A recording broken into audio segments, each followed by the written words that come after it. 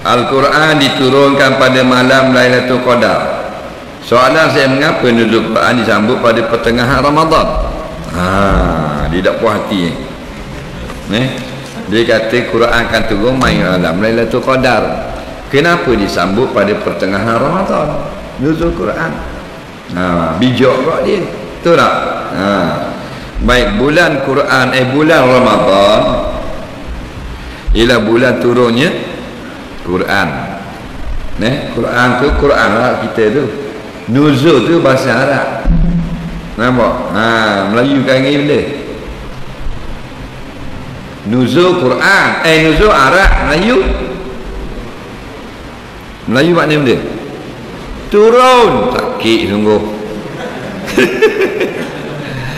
Jadi hari nuzul Quran tu hari turun Quran.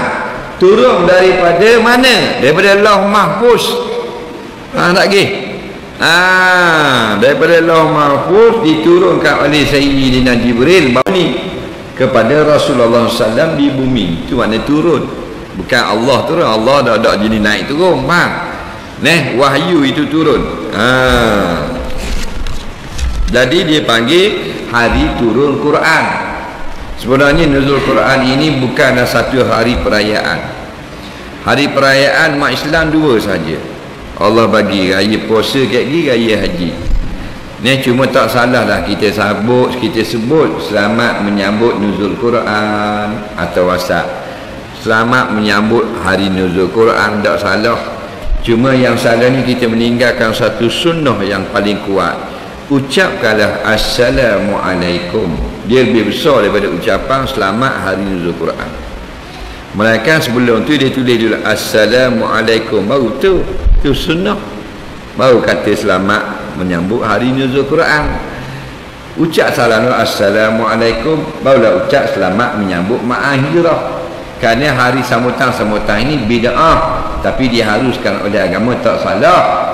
Cuma hari raya kita betulnya hari raya haji, hari raya puasa. Cuma nak mengingatkan orang. Maka di situlah mak kata comel kita buat pesanan supaya orang ingat inilah hari turunnya Quran. Iaitulah pada 17 Ramadan. Di dalam bulan Ramadan. Bulan puasa. Datang ketika Nabi duduk pada gua mana? Gua Tempurung ke gua Niyah? Gua Niyah mana? Tak tahu. Gua Tempurung? Dua mana? Mu kata hebat sangat.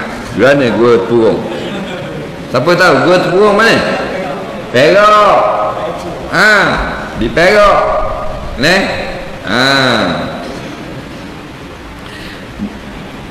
Tapi turun ini Jibril jumpa Nabi dalam gua mana? Gua Hira. Sebab tu orang pergi ziarah tempat-tempat sejarah. Kita pergi ziarah kubur Firaun. Bukan salah pergi ziarah kubur Firaun, tapi pergilah tempat bersejarah Islam dulu. Habis dah tempat Islam baru pergi kat Firaun pula. Ni gambar selfie kat Firaun. Kata sebab apa pergi kubur Firaun? Nampak dara kita tu.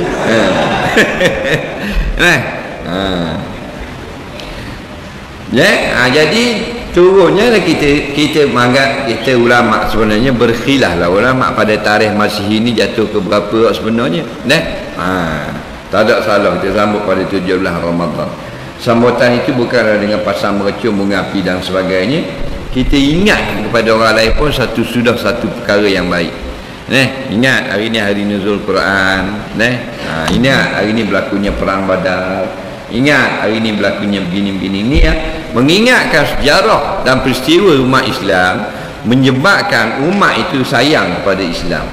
Bila kita dok ingat, kita dok hafal orang kafir, maka kita sayang orang kafir. Tak sayang orang Islam. Tengok orang Islam yang terlalu suka dengan benda-benda kafir.